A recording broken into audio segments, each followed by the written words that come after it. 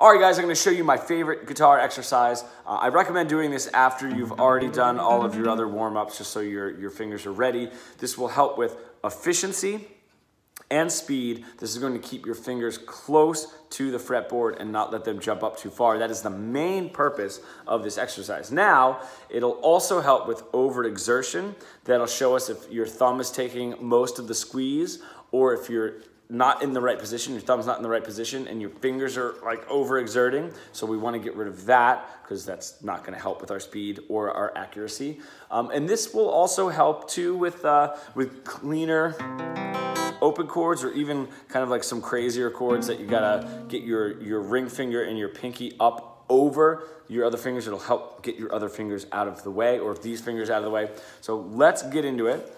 We're just going to do our regular chromatic scale, but to make it a little bit more difficult, we're gonna do our 1, 2, 3, 4, first, second, third, fourth finger, and then you're not going to move those fingers until they're ready. Now, the hard part for me, and what I want you guys to focus on, is your thumb position. Usually, if I were to do this, you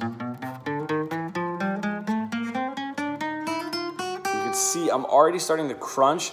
These knuckles are pulled back behind the guitar neck, and my thumb is up here, but my pressure is down here, which means I'm not using my thumb properly. So, and I noticed that on one of the last videos that I did just while I was filming this. So you want to make sure that your thumb is either getting right there in the middle, just because that'll maximize the most squeeze as you're going from the lower strings or the higher strings to the lower strings, or it's doing a little tiny bit of a move, a walk down. So when you end here, you don't have to be all the way down like this, all right? That's kind of impossible. But don't, getting rid of that squeeze, because we want to take the squeeze away from your fingers as much as possible. So like I said in the last video, this muscle here is incredibly strong.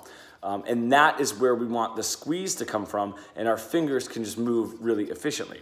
So, and also, like I said in the last video, if you're gonna go like this, and you push your thumb against your first finger, that is really strong. And the more you move it down, the weaker it's going to get. All right, because you're not like maximizing your thumb strength. So really making sure that that thumb is moving, or at least in an appropriate position. So one more time, 1, 2, 3, 4. Don't move those fingers. There it is, until they're absolutely ready. And the second phase of that exercise is completing it and really looking down. Now what's gonna happen is, even if your thumb is in the right position, just because you're not used to doing that exercise, you're gonna be squeezing really, really hard to keep all your fingers down, because they're used to popping up, right? So see if you can focus, relax a little bit, even pick a little bit lighter, because if this hand starts relaxing, this one will relax a little bit more. So see, once you get the hang of it, if you can do it in a relaxed manner, and this has so many benefits. Let me know how it goes, guys.